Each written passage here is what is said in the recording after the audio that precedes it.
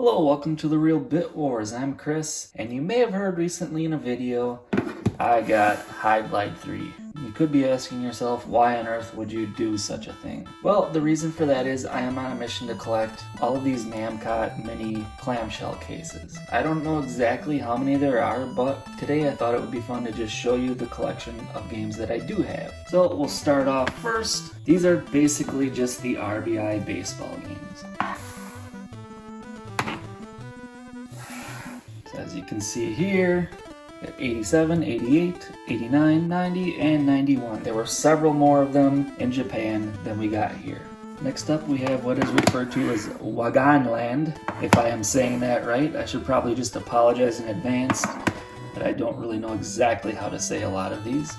But I have parts 1, 2, and 3. There are also some of these on the Super Famicom as well. It's Super Xevious, The Quest of Kai, and Karnov, which we did receive here in the US. Now here's the part where I butcher some of these names. Lassail Ishi no Child Quest. Namco Classics is a golf game. Sengoku Shi something or other, I'm not even going to try to say the rest of it. Yokai Doki. And then these two are those Mahjong games. One is part 2. The other is part 3. Next up we have Mind Seeker, Metro Cross. This is an interesting one. You actually jump over Coke cans. Little product placement for you in there. Forget the name of this one. Something racing. I want to say it's either like Family Racing or Namco Racing or something like that. Mappy Kids, I believe that is the sequel to Mappy Land. Dragon Slayer 4. And that one was released here. And then this is a pretty infamous one, Star Wars. Which actually, let's just go ahead and take a closer look at this one. So if you've never seen this cartridge, it is nice and metallic. Can you see yourself in that thing? So one of the earliest ones I ever picked up was this called Digital Devil Story. And I got, because you can see there's a pentagram on there, other kind of satanic and religious imagery, and that's pretty unusual for Nintendo games here, so obviously it didn't get ported to the NES. Then later on I realized there's also a first Digital Devil Story, so I got that one as well. Here are some of my favorites here. Dragon Buster and Dragon Buster 2 in particular. I really like this one. And this is probably my most noteworthy one. Wanpaku Graffiti. That is part of the Splatterhouse series. Honestly, it's kind of my favorite one. And this one is not a Namcot game, but it's still in a very similar style case. Sunsoft Batman.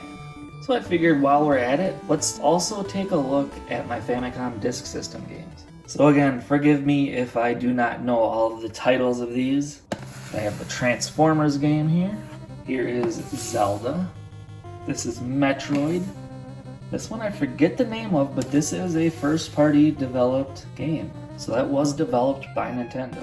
This here is Doki Doki Panic, which as you probably know was ported to the NES and altered into Mario Bros. 2. Speaking of which, this is the original Mario Bros. 2, which you may know as the Lost Levels. We have some more Mario-related stuff here. Famicom Grand Prix F1 Race. These are the NES Golf. This is the US course in Japan. So we got here Black Box Golf, and there was the Nintendo Championship one as well. Those were basically parts 1 and 2, and this is parts 3 and 4. This is just Black Box Baseball. This is one of the Pocky and Rocky games here. Kokona World, not necessarily a very good game. This is Crackout, was released in PAL regions. This is Twinbee. I prefer to collect these complete. They have like an outer case, an inner case with the disc, and then there's a manual. This one I'm just missing the manual on it. Next up we have some that I just have the disc and the smaller case. This is the Pro Wrestling. Here we have Ultraman. This is Kid Icarus, and you can see a little extra sticker on there. The name of this one escapes me at the moment, but it is a Sunsoft game. And again, I do not recall the titles of any of these here. A lot of these are like point and click, interactive adventure kind of things, and in some cases they are RPGs. So it's a bit of a crapshoot collecting these. Not only can it be difficult to track down information on them, but it's never guaranteed that they'll work either. I've been pretty lucky in that I believe I've had a couple that didn't work and I was able to find replacement copies, but other than that, I've played all of these. That's Esper Dream, this is Dead Zone, and these two here are a couple that did not work.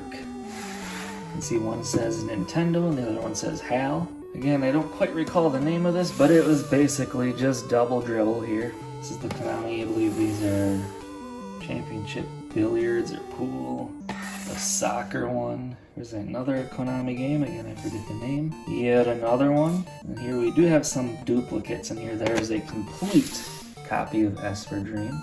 I believe this one's called Titanic Mystery.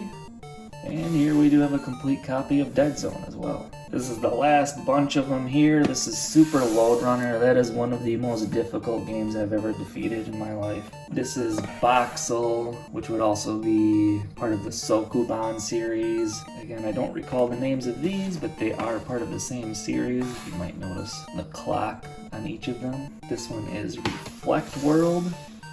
Again, I don't recall the name. Likewise, but it is a volleyball game. And here is the Bandai Muscle game. So that does it. Thank you very much for watching The Real Bit Wars.